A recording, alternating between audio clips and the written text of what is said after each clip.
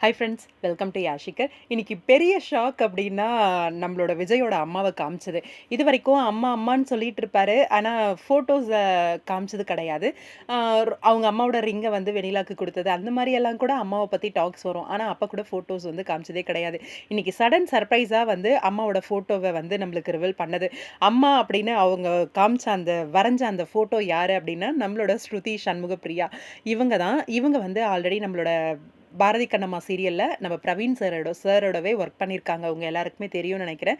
இப்ப கரண்ட்டா 3 முடிச்சு அப்படிங்கிற சீரியல்ல வந்து நடிச்சிட்டு இருக்காங்க. ரொம்பவே சூப்பரான ஒரு நடிகையும் கூட. போல்டான, பிரேவான ஒரு நடிகை. ரொம்பவே பிடிச்சமான, ஃபேவரட்டான ஒரு ஆக்ட்ரஸும் கூட. இவங்களோட ஃபோட்டோ தான் இன்னைக்கு வந்து அம்மா, விஜயோட அம்மா அப்படின்ற மாதிரி அ அந்த வரைஞ்ச டிராயிங் வந்து இருந்துச்சு இல்லையா? அது இவங்களோட ஃபோட்டோ தான். அப்கமிங் இவங்க ஃப்ளாஷ்பேக் ஏதாவது வருமா?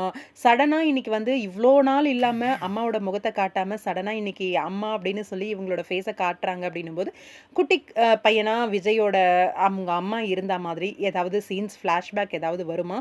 அதனால தான் இந்த ஃபேஸ வந்து இப்போ ரிவீல் பண்ணியிருக்காங்களா அப்படின்றது தெரியல எனக்கு. ஆனா சம்திங் ஏதோ மேபி அம் காவேரி அவங்க அம்மாவ பார்க்கணும் அப்படின்றதுக்காக ரிவீல் பண்ணதாவும் இருக்கலாம். ஸ்ருதி காமிச்சது ரொம்பவே சந்தோஷமா இருந்துச்சு.